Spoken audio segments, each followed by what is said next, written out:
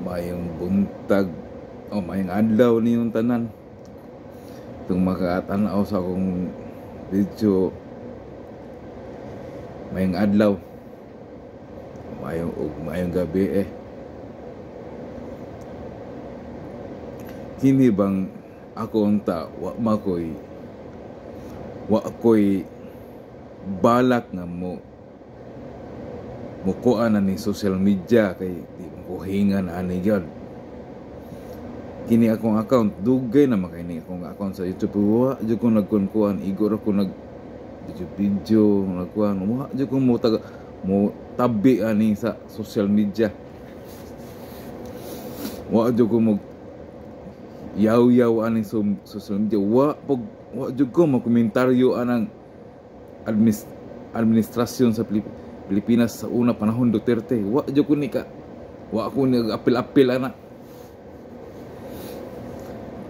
Pero karon matay murgi naman ako madala. Ug sa kong Tagalog, dili naman ako masikmura ang ilang pamaagi. Matay. Sumala karon. Unsa ilang gibuhat ni Duterte? Unsa gibuhat nila ni kanang administrasyon karon sa mga Duterte? Unya karon ang akong nadungga na po nako ron nga kung magtagaw-taw ka sa social media, butang na to, laban nila. Kay kung laban nila, ingon dahil nag-fake news. Ngano di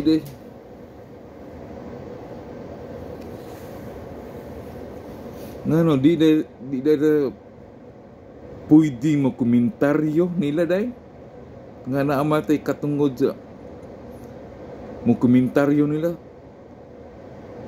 Party silang mga dinalan nila sa ilang pagkaliter kung kinsa sila.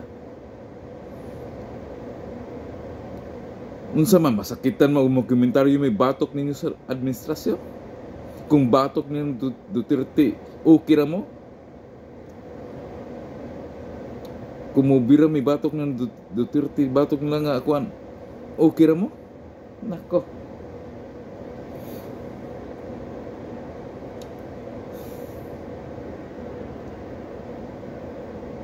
Unsa man ni karon? Tulo ka tuig nga unsa may nakita nato karon sa Pilipinas? Puro yagaw na naman. Puro rally dito, rally. Sus. Dili naman natural na mag-rally. Hangtod sa abot sa abot na sa abroad, abot na sa buong mundo nag-rally ng mga Pilipino. Unsa namin yung tao ni? Di bali kung okay rag murali si Babalo ba kay natural naman to ni Babalo mag-rally siya. Panahon ni Pinoy, garali. Panahon sa una ni Gloria, si Renato Reyes ba? Renato Reyes ba to si Babalo? Reyes ba to siya? Kung mag-rally to siya, natural ra. Pero kung kada dako ng Pilipinas o dako ng mundo nag-rally, dili na natural. Wa na mauyon sa administrasyon sa dinadaan sa atong leader.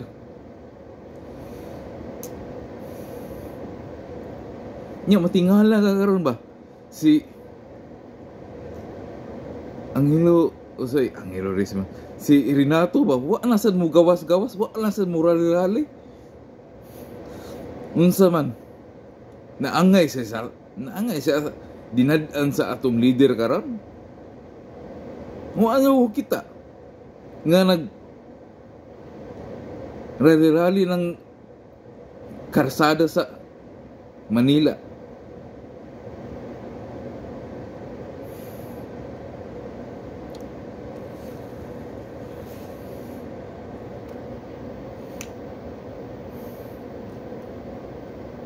Pwede pa man napay tulo ka tuig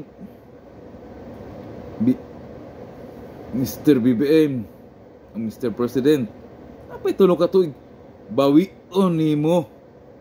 Dili kay iagi nimo og dahas, bawion nimo nga himo kag kaayuhan. Dili kay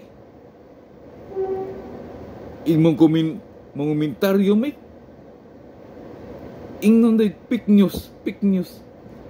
Hala karon na po kay asa NBI ipa-Interpol ko nung mag-fake news. Ipadakop sa Interpol. Itay. Sa kay nag-fake news. Nanon sa kami nasa abroad, di pwede mong komentaryo. Natural naman may kay Pilipino. Unsa naman yung taon eh.